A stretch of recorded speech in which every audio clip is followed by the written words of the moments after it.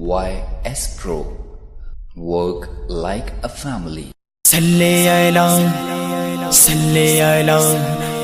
نحمده ونصلي على رسوله الکریم اما بعد۔ محترم بزرگوں، دوستوں، عزیز بھائیوں، الحمدللہ اللہ کا فضل و کرم ہے، یہ ماہ شعبان المعظم ہے اور رمضان المبارک کی آمد ہے۔ اللہ اپنے فضل و کرم سے ہم سب کو رمضان المبارک کی سعادت نصیب فرمائے اور اس کی عبادتوں کا، اس میں روزوں کا اہتمام، اس میں قرآن کے سننے سنانے کا اہتمام اور اسی طرح سے سحر و افطار کا اہتمام شریعت اور سنت کے مطابق اللہ تعالی ہمیں کرنا نصیب فرمائے اور ہمیں ہر اعتبار سے اس میں چستی اور چالاکی اور پھرتئی عطا فرمائے، صحت و تندرستی عطا فرمائے۔ میرے بھائیوں، یہ ایک بہت بڑی دولت ہے جو ہمیں ملنا ہے، اللہ تعالی ہمیں اس کی قدردانی نصیب فرمائے۔ جہاں الحمدللہ ہم رمضان المبارک میں بہت ساری عبادتوں کا اہتمام کرتے ہیں، خصوصاً یہ قرآن کا مہینہ ہے، قرآن کی نزول کا مہینہ ہے، جو ساری انسانیت کی ہدایت کے لیے اللہ جل مجدہ نے ہمیں عنایت فرمایا ہے اور نازل فرمایا ہے۔ اس کا بھی ایک بہت زبردست مقام ہے اور اس کی اہمیت ہے،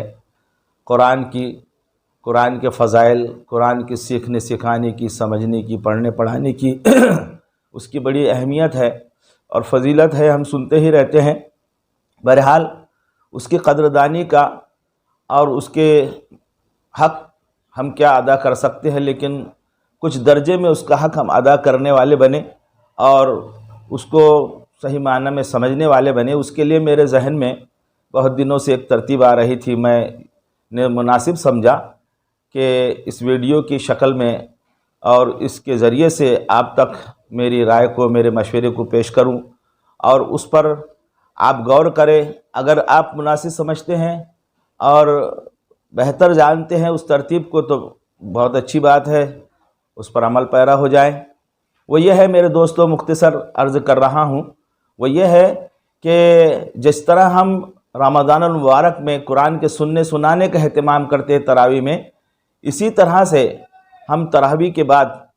کچھ وقفہ دے کر، ناشتے کا، چائے ناشتے کا وقفہ دے کر، تمامی مصلین کے لیے، تمام حاضرین کے لیے وقفہ دے کر، ناشتہ وغیرہ کا اہتمام کر کے،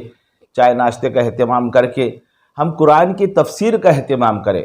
قرآن کے سمجھنے اور سمجھانے کا اہتمام کریں۔ اللہ جل مجدہ ہم سے اس میں کیا مطالبہ چاہتے ہیں، اللہ کا کیا مطالبہ ہے، اللہ کا ہم سے کیا کہنا ہے، اللہ ہم سے کیا چاہتے ہیں، اور بندے کو اللہ کے ذات عالی سے کس طرح سے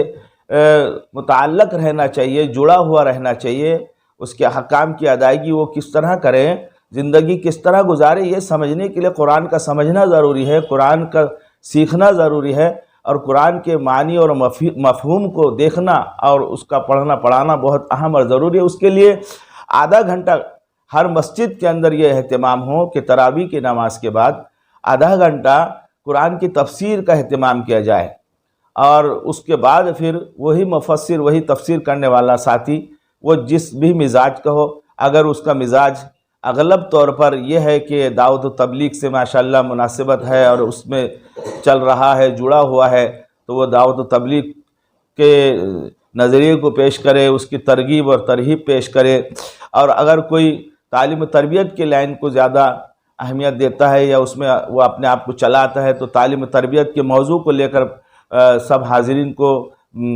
لے کر بیٹھے۔ اسی طرح سے کوئی اگر خانقائی نظام ذکر و سلوک کا اہتمام کرتا ہے اور اس میں چلتا ہے تو وہ اس سلسلے کو آگے بڑھائے۔ تو اس طرح سے یہ باتیں ہمارے سامنے رہیں گی انشاءاللہ، اور ہمارے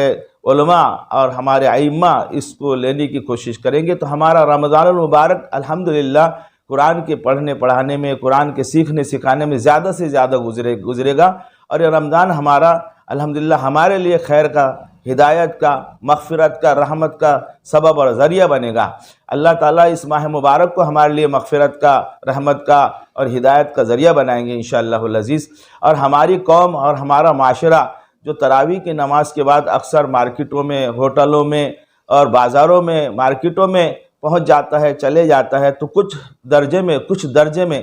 شروع میں یہ ہماری قوم کچھ درجے میں تو ہمارے پاس بیٹھیں گی، مسجد کے ماحول میں بیٹھے گی، قرآن کے سیکھنے سکھانے میں اپنے آپ کو لگائیں گی، تو بہت فائدہ ہوگا انشاءاللہ العزیز قوم و ملت کے لیے۔ یہ بہت ہی اس وقت کا تو خاص تقاضا ہے اور ضرورت ہے کہ ہم سب قرآن سے جڑے، قرآن کو تھامیں اور قرآن کو اوڑھنا بچھونا بنائیں۔ یہ ہمارے لیے بہت ہی اہم اور ضروری باتیں ہیں۔ یہ میری ذہن میں چند باتیں آ رہی تھی جو میں نے آپ سے شیئر کی ہے۔ اللہ تعالی ہمیں اس کی سعادت نصیب فرمائے، عمل کی توفیق عطا فرمائے۔ اور دوسری بات یہ ہے عرض کرنی ہے دوستو کہ صدقہ خیرات ہے، زکوٰۃ کا اہتمام ہے، غربا کی طرف خیال دھیان دینا ہے، صبر حلم و بردباری سے یہ مہینے کو گزارنا ہے، صبر و بردباری کو اختیار کرنا ہے، علم و بردباری ہمارے جو ہے اندر رہے، اس کا بھی خاص طور سے خیال رکھیے۔ اللہ تعالیٰ عمل کی توفیق عطا فرمائے۔ وما علینا الا البلاغ۔ دل جس سے میں کہتا کوئی ایسا نہ ملا، حال دل جس سے میں کہتا کوئی ایسا نہ ملا، بت کے بندے تو ملے اللہ کا بندہ نہ ملا۔ جدھر دیکھو بت کے بندے، جدھر دیکھو نفس کے بندے، ہم تو مائل بکرم ہیں کوئی سائل ہی نہیں، راہ دکھلائیں گے سے راہ رو منزل ہی نہیں۔